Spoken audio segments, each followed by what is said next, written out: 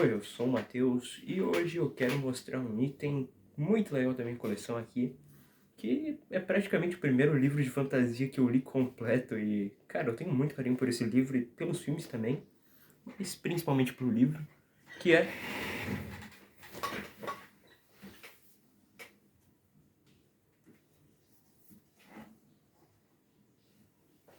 O Hobbit, do nosso querido J.R.R. Tolkien. E, mano, se hoje em dia temos Senhor dos Anéis, Game of Thrones e Harry Potter, muitos outros, cara, agradeço ao Tolkien que tem muita coisa que veio desse livro aqui.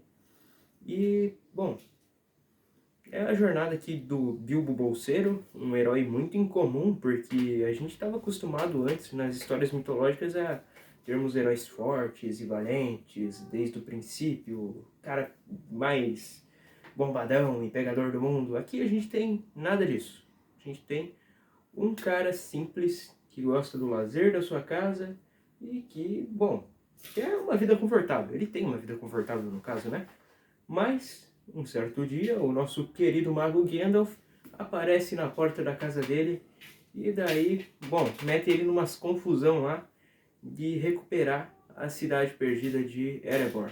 Na verdade, o tesouro, né? Dos anãos que, comandados por Thorin, escudo de carvalho, desejavam recuperar o tesouro perdido que foi roubado por Smaug, o grande dragão, né? E, mano, a história vai se desenrolando aí, a gente vai vendo o Bilbo se tornando um cara muito valente, que, mano, ele faz muita coisa pelos seus amigos, e a gente vai vendo, sabe, tipo, a jornada de destruição do Thorin também, porque o Thorin, ele é esse tipo de protagonista fortão ali que eu falei, só que no caso, o fato dele ser muito forte também é a ruína dele, porque, assim, cara, a ganância dele foi o que arruinou ele, transformou ele em um cara igual ao dragão que ele tanto perseguia. Que, tipo assim, cara, nem foi ele que derrotou o dragão. Eles entraram na fortaleza, lá, né, que o dragão tava, e, bom, libertaram o bichinho do mal, e daí ele foi voando para uma cidade vizinha, e adivinha quem que se meteu nessa confusão aí também? Nosso querido arqueiro Bard. E o Bard foi o carinha que derrotou o Smaug, mas daí na hora dele cobrar o preço ali pro Thorin, o Thorin falou, não, meu amigo, vocês que se virem aí, eu tô com meu tesouro aqui, e vocês, ó, pra vocês. Mas, bom, daí a gente vai vendo, né, que os orcs vão lá e atacam e tudo mais. E não adianta, né? O Bilbo também, ele rouba a pedra Arken e, cara, ele faz o Thorin cair na real, né? Sobre tudo que ele fez e que ele estava se tornando igual ao dragão que ele tanto perseguia. E, cara, é uma jornada incrível. Eu recomendo demais tu começar pelo livro do Hobbit e não pelos filmes, embora eu gosto muito dos filmes, mas é inegável que, cara, se tu quer uma jornada mais simples, mais fácil de entender, vai pro livro. E sim, eu dei muitos spoilers, mas, cara, convenhamos. Assim, na minha percepção, spoilers de algo que é bom não vai estragar. Assim, eu dei uma palhinha do que você vai ver nesse livro e você, por si só, você tem que ler para saber como as coisas vão se desenrolar e tudo, os diálogos, sabe? Eu falei aqui da melhor forma que eu consegui, mas você tem que ler, cara. Você tem que dar uma chance para esse livro incrível. Aqui é o início da Terra-média, cara.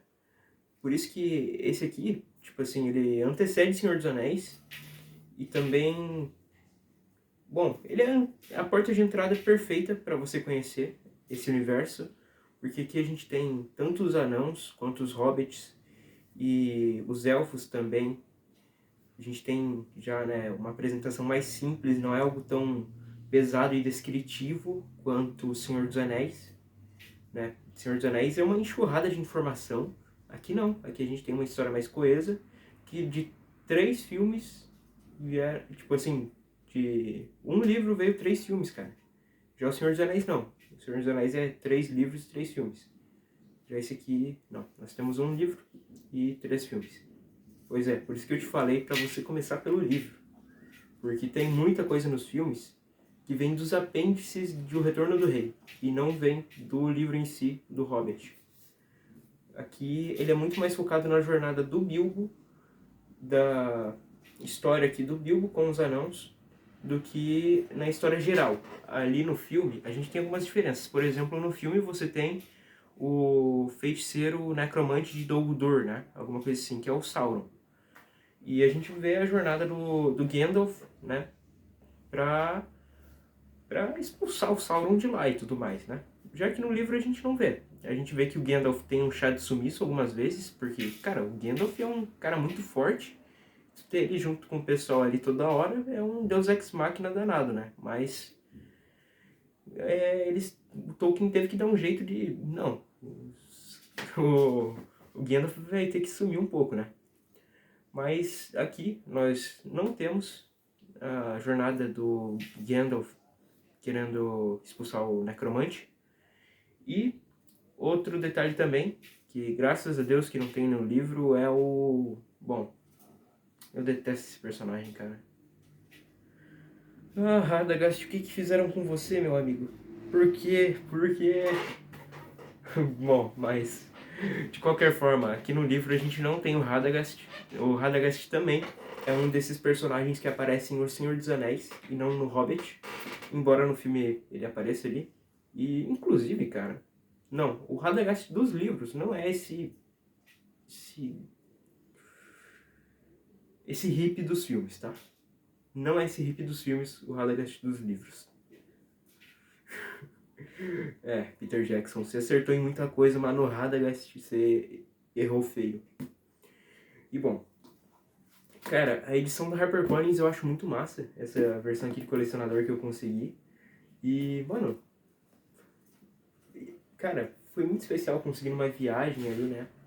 E ele também foi um presente de um amigo nosso aqui da família. E, cara, é uma edição muito legal. Eu comecei a colecionar os livros que eu gosto muito por causa desse primeiro livro que eu consegui. E um valeu aí pro professor Jarson aí que me deu esse livro de presente. E, bom, aqui a gente tem o pôster de Valfenda.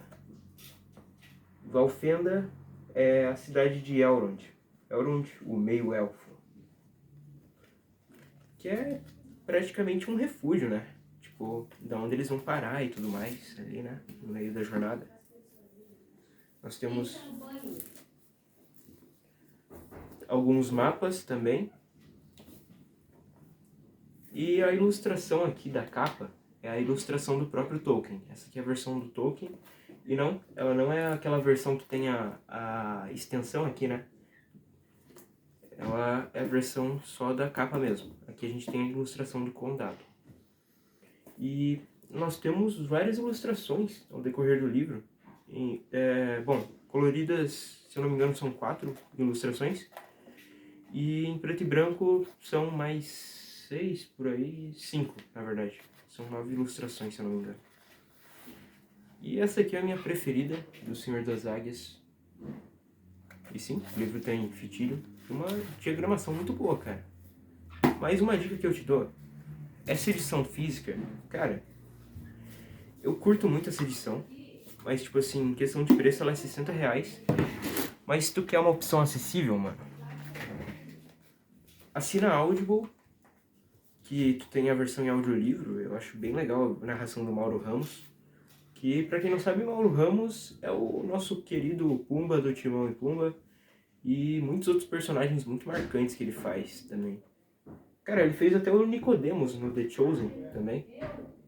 E muitos outros.